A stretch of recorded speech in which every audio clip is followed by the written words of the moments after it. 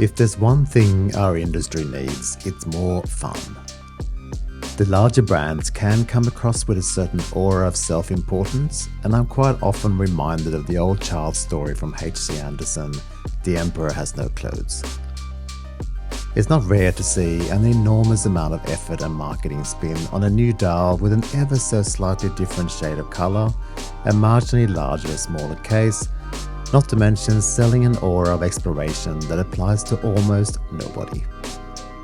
A Rolex Explorer these days is way more likely to have a shrink-wrapped plastic cover, much like grandma's couches, to protect future resale value, than being worn on the streets of Kathmandu preparing for an attempt on K2. That's if it's worn at all and not stuck in a safe. Studio Underd0g is a brand that got a lot of attention recently, and I have to admit, whilst I appreciated the fun approach to both the watches and some amusing touches on the website, I recommend checking out the About Us section on the site. I didn't warm to the actual designs at all.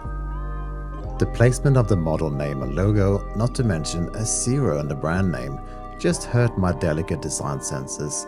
But believe it or not, thousands of people disagreed with me, and these models are long sold out, and not just in this colour variant. When a friend of mine sourced a legitimately fun watermelon model, I once again shook my head and rolled my eyes. I mean, seriously, what is going on here? I'm all for having a laugh, but is this having a laugh at the owner's expense? I asked myself. Safe to say, this is a watch I had to review. I honestly hope you'll both agree and disagree with everything I say. So let's check out this watermelon.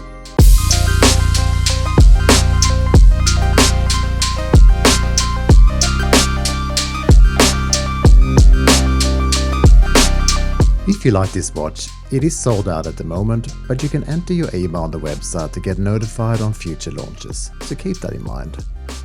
I'd also like to point out that the asking price is a reasonable $600, so we're not talking super expensive novelty offer here, like a certain Russian Joker watch for instance. By the way, my video has chapter markers if there are sections you want to skip over, but I do hope you stick around till the end. Sizes is crucial for any watch purchase, so let's cover that first. I measure it at 38.5mm diameter, and the lug-to-lug is 44.5mm. Lug width is 20mm, and the thickness including the crystal I measure at 14.2mm at the highest point. It does sit quite high on the wrist. We have a 5 ATM water resistance, so this is one you'd want to handle with care around water. The hand-wound movement offers 42-hour power reserve, less if you leave its timing function running. Time to get some refreshing watermelon dial then.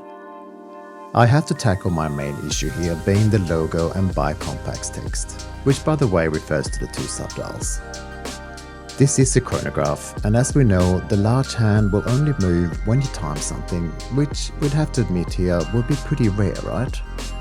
So having that hand used as a line where we stack up text is not actually a terrible idea. But spelling the name with a 0 in it? I just can't stop thinking that this looks like a bad personalized number plate, something that is sadly prevalent where I live. But again, plenty of people draw parallels to various serial placements at 12 and whatever else, so again, I'm glad there's an audience for something that is so different. What there is no arguing about is the quality. Both the printing and the sandblasted core style holds up to extreme macro shots, and the sunburst pink watermelon flesh center is a great shade. If you look hard enough, you can see through the center of the small seconds hand a green background, so it's likely full green back there, just like the inner shell of a watermelon. But the grooves are nicely textured and crisp. At every 5 minutes we find watermelon seed indices, which I have to say I absolutely love. The large green minute counter is divided up into 3 equal triangles with slightly different shades. A nice touch.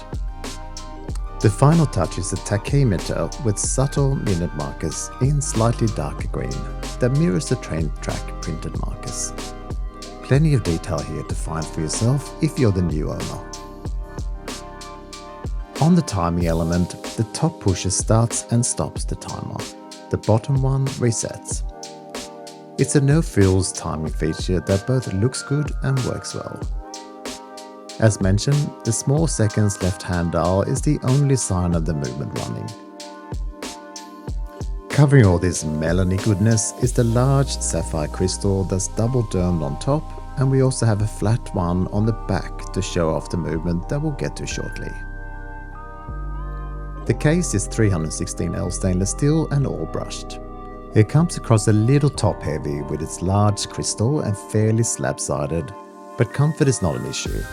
The crystal is very pretty and it's responsible for most of the thickness, it seems. And you almost expect to see a fish swimming around in there, it's so roomy and colourful in there. The buttons are also brushed and the crown is signed with a cheeky 0 from the logo.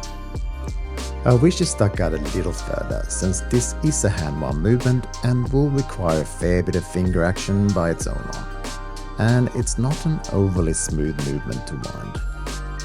Flipping the watch over, we get a full view of the Seagull ST1901 movement. This is a manual wound movement, so there's no rotor to obscure the view.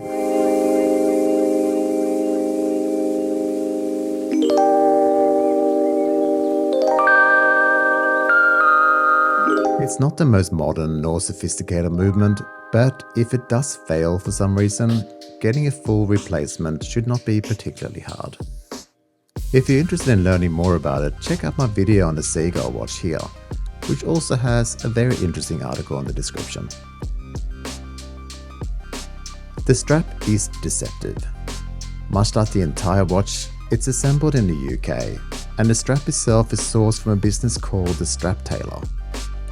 It's a handmade Epsom calfskin strap, which at first feel and glance does not feel particularly exciting, almost a little plasticky. But I think that over time and wear, this will end up looking and feeling quite different, and in a good way. It tapers from 20mm down to 16, with stamped hardware and quick release spring bars. So if you want to try something different, that takes seconds only. So the Lume. It's a missed opportunity. We have Lume on the thin hands only, and with a watch that has so much fun and joy built in, not at least doing something with the green complication or chapter ring is a miss. Sure, it's not a $2,000 watch, but any Zelos watch will outshine this 10 times over with fun details at half the price. This is an opportunity for future improvement, I think. Like I mentioned a few times, this watch is not for me. However, one of my favorite things about this hobby is that there is something for everyone, and I've reviewed plenty of watches that I've really liked, but my audience has called me names in the comments. Even worse, I've pointed out obvious flaws from watches costing 10 times what this watch cost, only to be scolded by fanboys that would seemingly accept almost anything to wear a fancy brand name on their wrist. This Studio Underd0g is legitimately fun to wear and such a talking point. The design is bright and summery, and it doesn't take itself seriously. Most importantly, it's well made and should last, perhaps with the exception of the movement that could be hard to service but easy to replace. You already know if you want to source this watch. Perhaps you already own one and just thought it might be fun to watch a video on it. Either way, don't be like me and let your conservative sensibility stop you from embracing a watermelon. Thanks again for watching, and I'll see you next time.